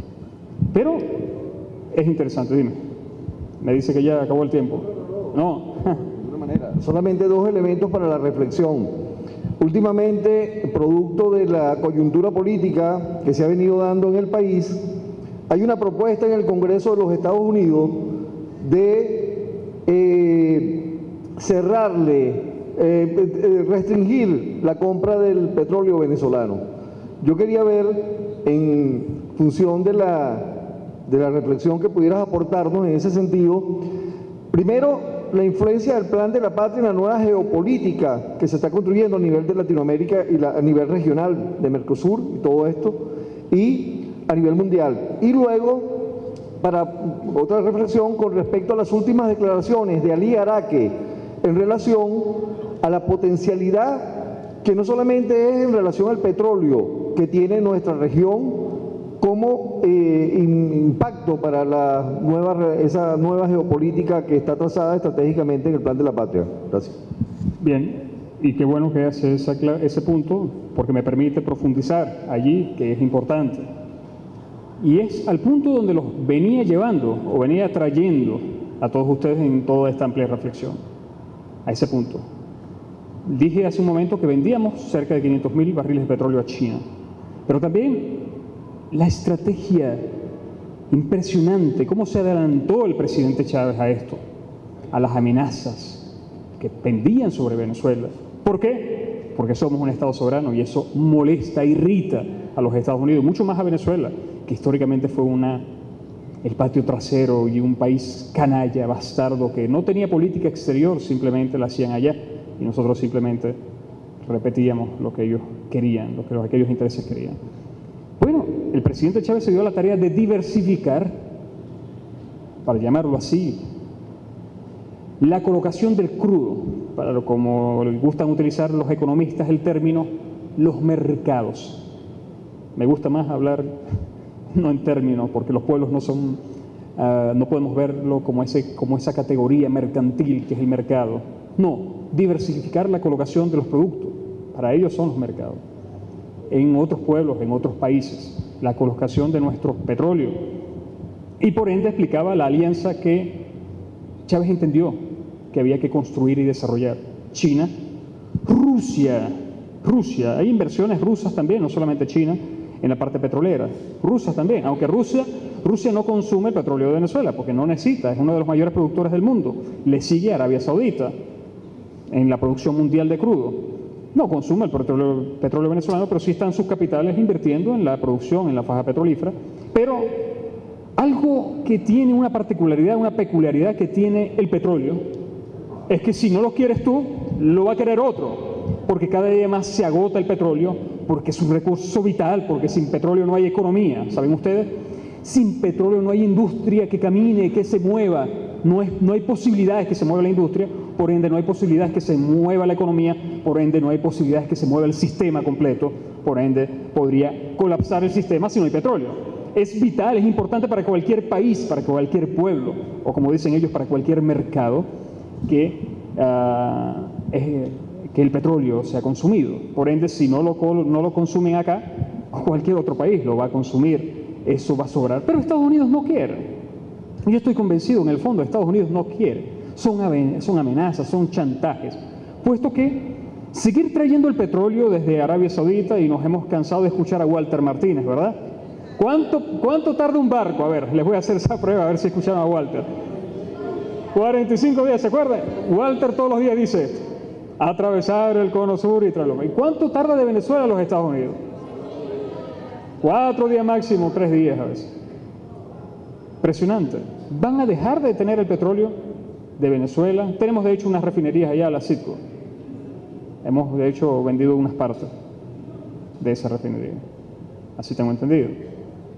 Yo de hecho trabajé en la industria petrolera y estoy prestado ahora a Cancillería. Como ustedes vieron en la presentación, soy coordinador para África del Norte y a veces eso, estar alejado un poquito, no sé cómo avanzan ya las cosas en los proyectos y todo, que uno venía con mucha más fuerza consumiendo, llevando allá cuando trabajaba en el Ministerio de Petróleo, con PDVSA. Pero bueno, es la realidad. No creo que aunque estén produciendo ahora gas de esquisto y estén cambiando una matriz energética ya en los Estados Unidos, puedan deshacerse completamente de la dependencia del crudo por el mismo costo del gas de esquisto, por las mismas posibilidades que ofrece las facilidades de transporte del líquido a las facilidades de transporte de gas, el motor, el parque automotor de los Estados Unidos no está hecho a gas, es a combustible líquido, aunque existan ya muchas empresas tratando de producir a desarrollar esas tecnologías de los carros híbridos y sobre todo de los carros eléctricos allá en los Estados Unidos, más que híbrido. Híbrido contempla eléctrico y gasolina, y los carros completamente eléctricos. Pero, a ver, se van a pegar ellos al enchufe, ¿y de dónde van a traer esa energía? Tiene plantas nucleares, es cierto, tiene plantas nucleares, pero también tiene plantas termoeléctricas. Necesitan del combustible líquido. Y sobre todo por lo que hablé, de la facilidad de transportes, de la facilidad de la colocación. Están aquí, están en Venezuela, están a 3, 4 días. Venezuela es vital para ellos. No creo que en el futuro cercano lo logren hacer. Son 300 millones de habitantes, consumen el 25% de la energía que se consume a nivel mundial. Ustedes ya sabían eso. Necesitan cada día más energía porque esa locura que va a llevar, ya varios analistas lo dicen, lo quería buscar aquí, yo creo que ya, sí, vamos a ver si logro buscarlo acá.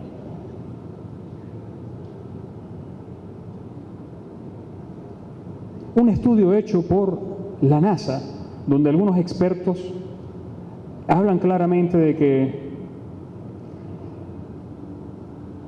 la tasa de crecimiento de la población mundial, el agotamiento de los recursos, va a llevar al colapso a toda la humanidad. De hecho, Stephen Hawking, otro connotado científico, ustedes lo conocerán, está en silla de ruedas, es parapléjico, Stephen Hawking, ¿cierto? Lo conocen, ¿eh? Él habló recientemente de que si no nos abocamos ya a colonizar otros planetas y a buscar recursos en otros planetas, ya la humanidad se va a extinguir por la misma tasa de depredación, del crecimiento de la población y el agotamiento de los recursos que estamos teniendo y los cambios climáticos que se están dando. Las cifras, las informaciones.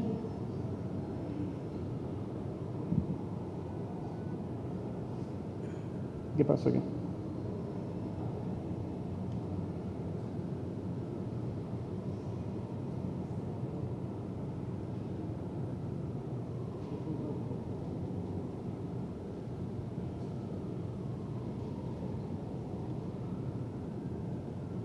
Y no lo dice un loco, esto no es un loco, lo dice un científico que, increíble, aunque se encuentra en un estado parapléjico, su mente es algo increíble en el desarrollo y los aportes que ha dado a la ciencia, y sigue dando a la ciencia este señor, cuando habla de la necesidad, dentro de 50 años estaremos viviendo en la Luna y camino a Marte, dijo él, y dijo que si no lo hacíamos, si no desarrollamos esto, la humanidad estaría enfrentando la extinción. Pero hay otro artículo que no es de Hawking,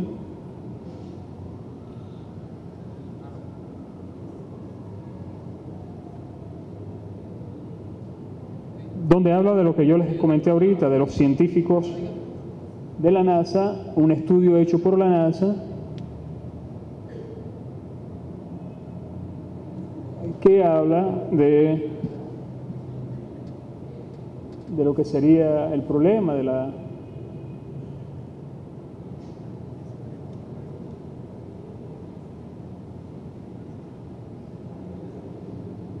vamos a ver si está acá.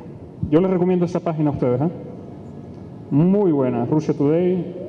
Dime, compañero, a ver, dale por acá. Mientras yo logro buscar aquí. ¿Quieres acá o...?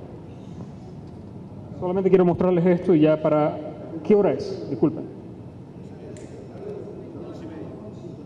11:50. Yo creo que ahora, en menos de 5 minutos, agotamos ya la conversación. Aló. ¿Se oye? Sí. Lo que quería hacer una pequeña reflexión. Adelante. Con respecto al señalamiento del consumo energético que tienen los Estados Unidos. Estados Unidos consume 1/4 de la producción mundial de petróleo. 1/4. Ahí está. ¿Ok? Significa que está consumiendo el 25% del petróleo que se produce diariamente. Pero últimos datos aportados demuestran que ya China desplazó a Estados Unidos en el consumo de petróleo.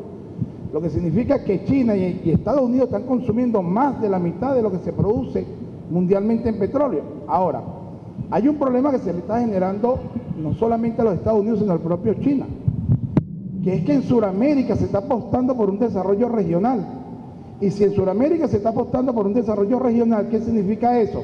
Que la demanda de petróleo que va a tener Venezuela, que va a tener Bolivia, que va a tener Nicaragua, que va a tener los países del sur, van a hacer entonces que la cantidad de petróleo que quede para la comercialización internacional cada vez sea menos, lo que va a obligar a incrementar los procesos de producción diaria de petróleo. Y eso que va a traer como consecuencia mayor emisión de gases contaminantes a la atmósfera, bien sea por la producción petrolera, la explotación, o bien sea por la industrialización. Por eso ese objetivo que habla de convertir a Venezuela en un país potencia, a algunos les da mucho miedo, porque ese objetivo no puede estar en contradicción con el quinto objetivo histórico de la patria, que es la preservación del ambiente. Pero ya sabemos las consecuencias de la emisión de gases contaminantes a la atmósfera. Stephen Hawking quizás no tomó en consideración que muy probablemente a este sistema solar le quedan unos 5.000 millones de años de vida, pero yo creo que el hombre, antes que eso ocurra, va a acabar con él. De modo que irnos a colonizar otros planetas no tendrá sentido. De hecho, yo en una oportunidad escuché algo que me aterró y que hoy en día digo, coño, ¿será que esa será la solución? Que alguien me dijo, mire, compañero, aquí lo que hay que soltar unas 20 bombas atómicas y el que sobreviva comience de nuevo. Es peligroso esa afirmación que dijeron, ¿no? Pero lo que es un hecho es que la demanda de petróleo, el consumo de petróleo cada vez es mayor. Y recuerden que cuando consumimos petróleo en la industrialización, él no viene solo, también está acompañado por un gasto de agua. Y nuestro continente, nuestro subcontinente, tiene la reserva acuífera más grande del planeta, calculada en un 25%. Y otra de las razones por las cuales fue invadida Libia es que Libia no solamente tenía el petróleo liviano, la reserva más grande del mundo, sino que tiene los pozos acuíferos más grandes del mundo. De hecho, Albert Einstein señaló en un momento que una guerra mundial no sería por energía, sino por agua. Gracias. Gracias, compañero. Y buenas esas reflexiones que hacía. Sí, Libia tiene lo que desarrolló Muammar al-Gaddafi, el gran río artificial. Son aguas fósiles que yacen de millones de años atrás, que se conservaron allí, pues impresionante, debajo de ese desierto, sorprendente, desierto, árido desierto, existe una importante reserva de agua, pero no es la más grande del mundo, la tenemos aquí cerca, la más grande del mundo, aquí en Latinoamérica, al sur, en Foz de Iguazú, en Brasil, que une Paraguay, Brasil y Argentina, en esa lo que se llaman la triple frontera. ¿Perdón? Sí. Lo cierto es que sí, teorías locas, el nuevo orden mundial, que no es loca esa teoría, los Bilderberg, que sí existen, son realidad, grupo de poder, y es que hacia dónde se encamina el capitalismo, cuál es la naturaleza que describía Marx sobre el capitalismo, hacia dónde se encamina el capitalismo, a la monopolización cada vez mayor, creciente, y esa monopolización necesitaba un gobierno mundial, unas instituciones que fueron creando, ¿verdad? Naciones Unidas, instancias, cortes penales internacionales, pero que necesariamente tendría que ser dominada por el gran capital transnacional y monopolista transnacional que hasta ahora no ha logrado imponerse completamente, pero que está allí pugnando por la instauración de ese nuevo orden. Y que han hablado ellos inclusive en muchas de sus reflexiones, que han salido públicamente. Ellos se han referido sí a la amenaza de la superpoblación, a la sobrepoblación mundial, superpoblación, ellos hablan así, ¿cómo acabar? Bueno, y ahí han surgido muchas teorías, unos parecen muy locas, otras no son tan locas, enfermedades extrañas, el gripe aviar y muchas SIDA y cáncer, cómo ha crecido la epidemia, porque hasta se habla de una epidemia del cáncer. Para hablarles de algo, guerra en Irak, Faluya y Basora atacadas por misiles con uranio empobrecido. En esas dos regiones de Faluya y Basora, las mujeres están contaminadas y nacen sus hijos, los que logran nacer, completamente deformes, otros nacen muertos. Y no solamente eso, sino hay una epidemia de cáncer en esas dos localidades. Epidemia de cáncer. Tiroides y de otras cosas. Uranio empobrecido.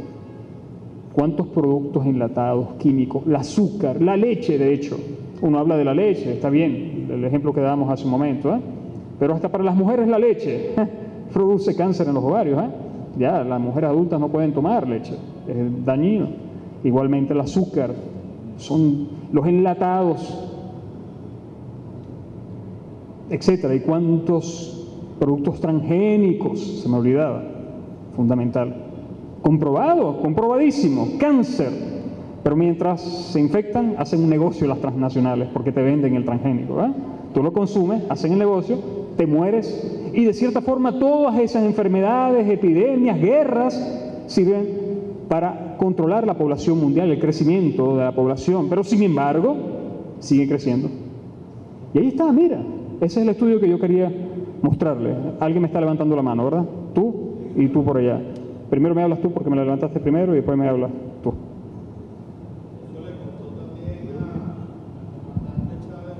Es importante para la grabación y hay lo siguiente, yo creo que abrimos un espacio de intervenciones, de preguntas, de conversación.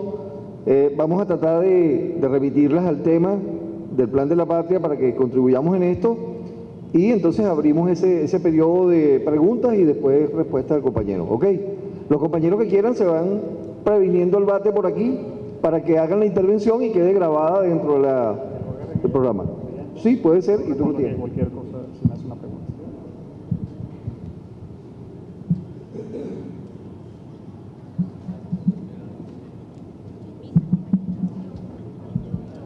Bueno, ¿Aló?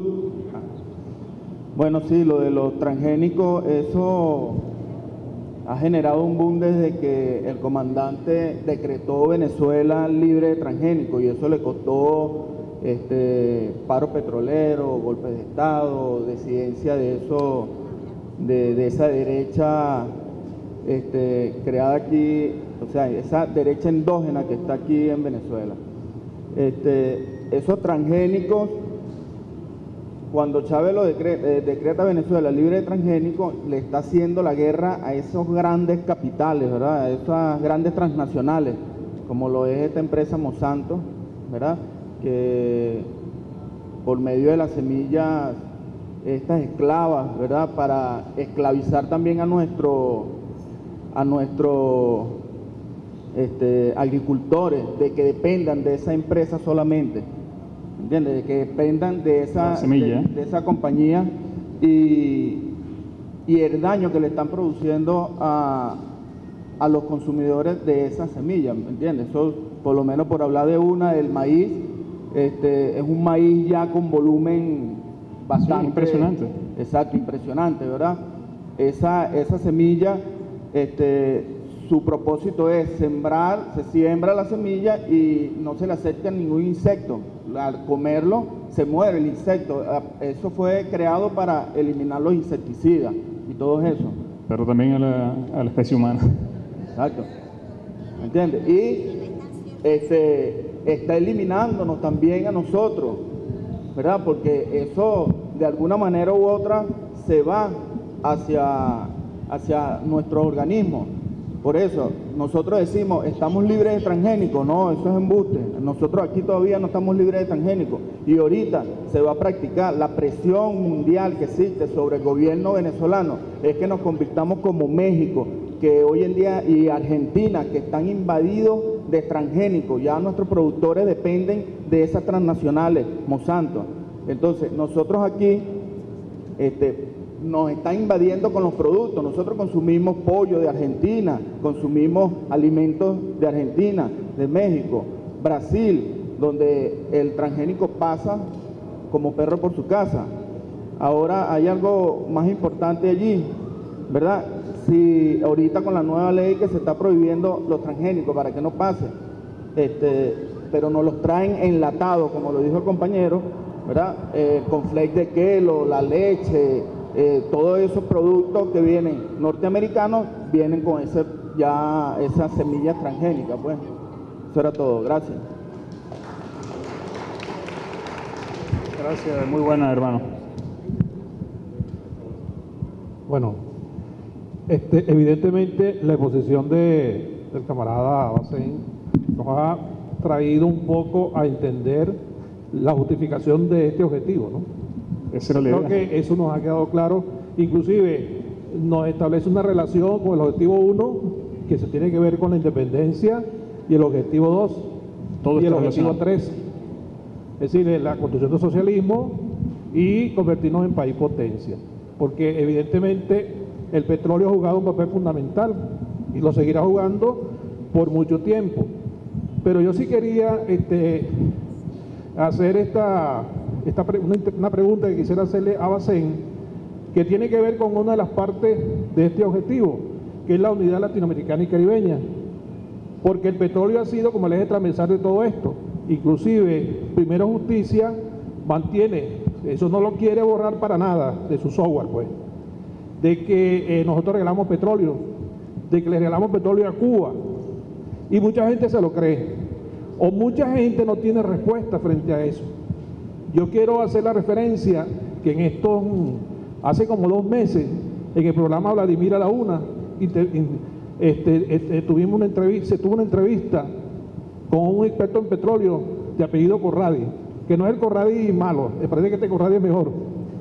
Y él hacía una explicación de la verdad de cuánto era la cantidad de petróleo que se distribuía en este proceso de construcción de la unidad latinoamericana y caribeña, el aporte que hace Venezuela. Petrocaribe. Ajá. Petrocaribe. ¿Cómo? Petrocaribe. Sí, con Petrocaribe, etcétera, ¿no? Que no era tanta la cantidad que habían señalado.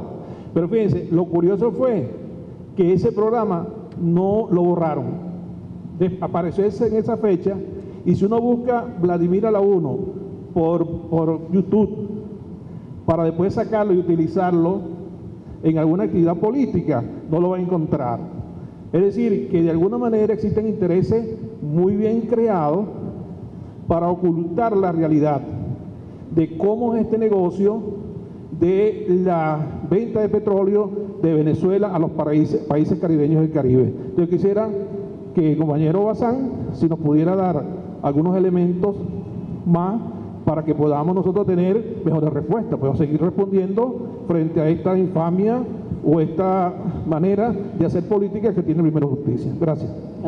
Bueno, primero para aclarar un término ahí, Primero Justicia, será primero injusticia. De justicia no tiene nada en esos grupos fascistoides. Igualmente voluntad impopular no tienen nada de popular, aunque bueno, también sus homólogos en varias partes. De hecho, la Alemania nazi tomaba el término socialismo y decía nacionalsocialismo. Era el nazi, así definía el término nazi, nacionalsocialismo.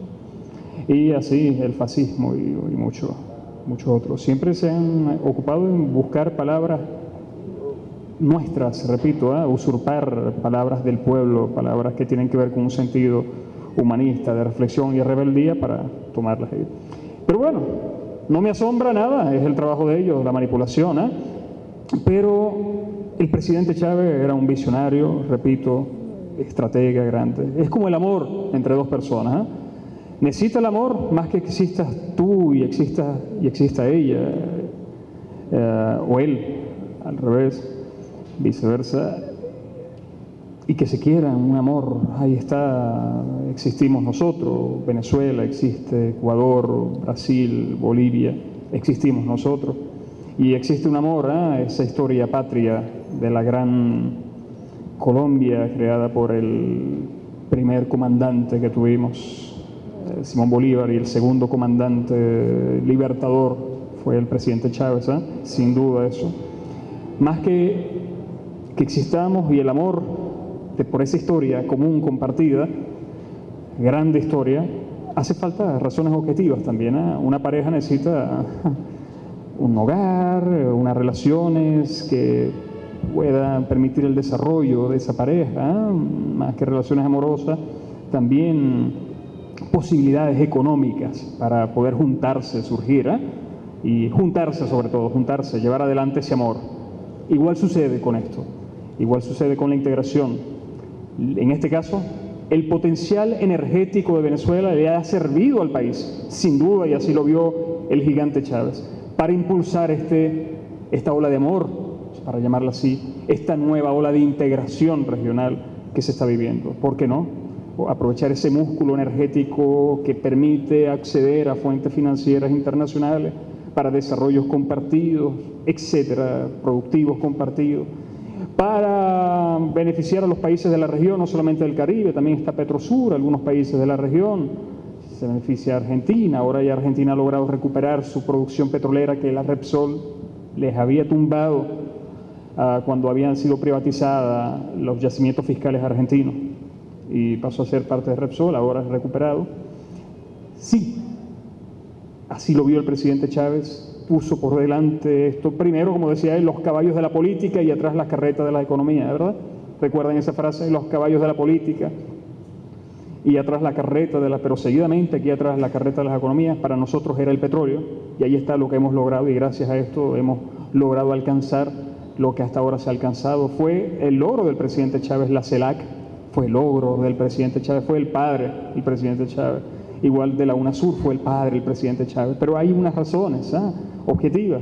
Hablé del músculo económico, pero más temprano hablé de las relaciones crecientes entre nuestros países, que permite dar ese salto cualitativo. Las relaciones económicas entre nuestros países, que cada día son más crecientes entre nosotros que entre nosotros y el norte. Es una realidad, nadie puede negarlo. Fundamentalmente el poder productivo brasilero, argentino y colombiano ha permitido esta nueva realidad, pero fundamentalmente brasilero y argentino ha permitido esa realidad. Eso lo entendió el presidente Chávez, por eso accedimos al Mercosur y con las intenciones de cambiar la lógica, pero el Mercosur permite algo que no se permite en la Unión Europea. En la Unión Europea imperan unas políticas impositivas a través del Banco Central Europeo, que no es un banco central público, es privado. Goldman Sachs, entre otras transnacionales financieras, son las que controlan el Banco Central Europeo, así como la Reserva Federal de los Estados Unidos. No es público, es privado eso. Y también allá existe una moneda común, aquí no existe, y eso de cierta forma beneficia a nuestros pueblos, porque allá nadie puede devaluar. Ahora que están enfrentando cada país su crisis, la crisis económica en cada país, Grecia, España, los que llaman los países del PIC. ¿Saben qué es el PIC? PIC en inglés significa cerdo, pero ellos describen así a los cerdos de Europa.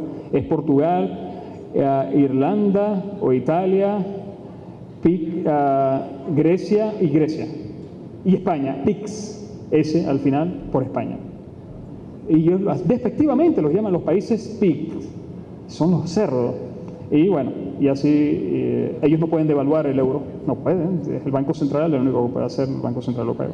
Por ende están atados, aquí no estamos atados a esto. Por eso el Mercosur ha entendido, o se entiende como un mecanismo mucho más flexible, que puede complementar, podemos ver en base a nuestras asimetrías qué podemos hacer, qué país, qué mercancías, porque en este caso son mercancías, podemos vender, y no qué valores de uso podemos vender a la región y viceversa, comprar sin que afecte nuestras economías. Espero haber contestado. Buenos días. Víctor Cedeño, Puerto Cabello.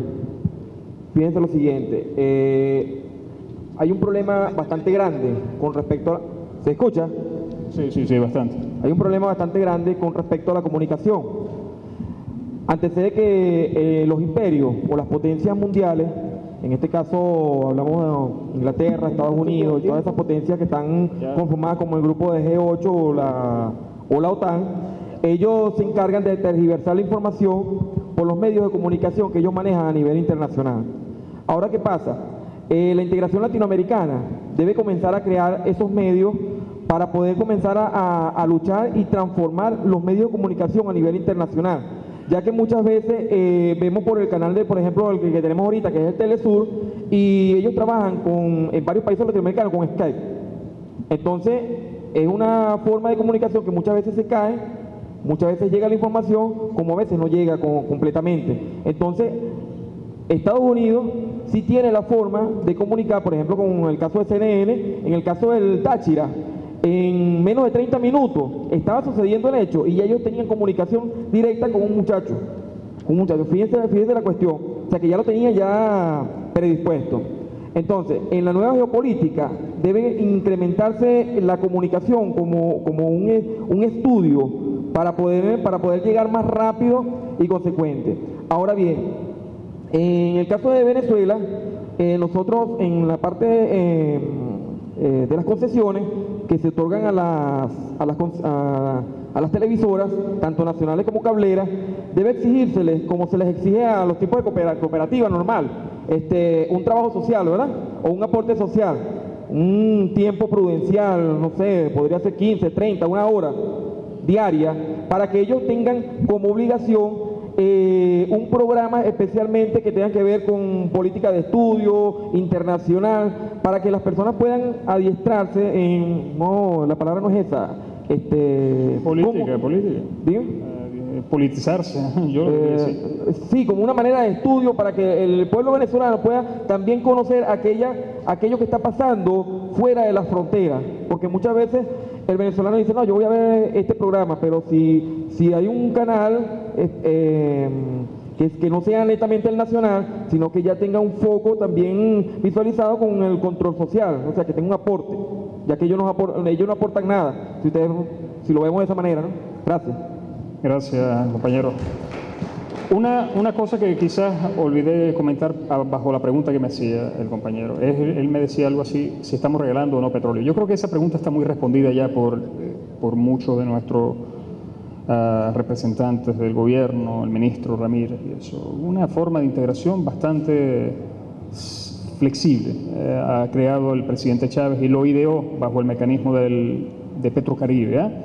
Si bien es cierto, estamos entregando petróleo a los países del Caribe, estamos dando flexibilidad de pago, varios años, se hablan de 20 años de pago sobre esto, un poco menos, también depende, eso cambia de acuerdo a cada país y las condiciones de cada país, de acuerdo al volumen de cada país, pero se están creando fondos, en cada uno de esos países se crea un fondo producto del pago de eso mismo, para que se creen proyectos conjuntos, binacionales, y así, de cierta forma, esos países.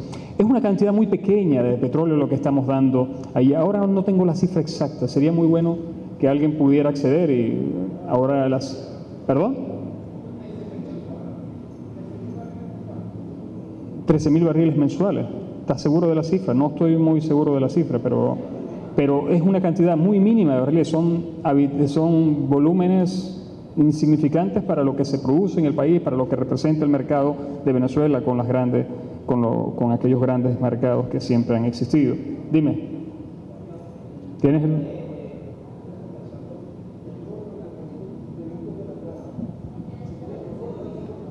No, pero pensé que me ibas a decir, claro, porque tienes que hacer la cola, pero pensé que me ibas a agregar el dato que no lo conocía, por eso yo te doy la palabra y salté a la compañera. Pero bueno, es importante conocer esos datos. Ahora no lo tengo a mano, porque no era el objetivo de esto, si no hubiese venido preparado para hablarte de Petrocaribe con esos datos que me parecen interesantes resaltar, pero no era el objetivo del programa y de mi intervención acá, por eso, repito, no vine preparado para esto. Pero, repito, condiciones donde podríamos catalogarlas de flexibles, más no estamos regalando, obviamente no se está regalando el petróleo a esos países, aunque sean pequeñas cantidades, no se está regalando, sino se ha creado con ellos mecanismos y condiciones de pago que a ellos, a esos gobiernos, se ven muy beneficiados, se crean fondos comunes y de allí parten inversiones conjuntas. De hecho, adquirimos algunos productos, bienes de uso, valores de uso,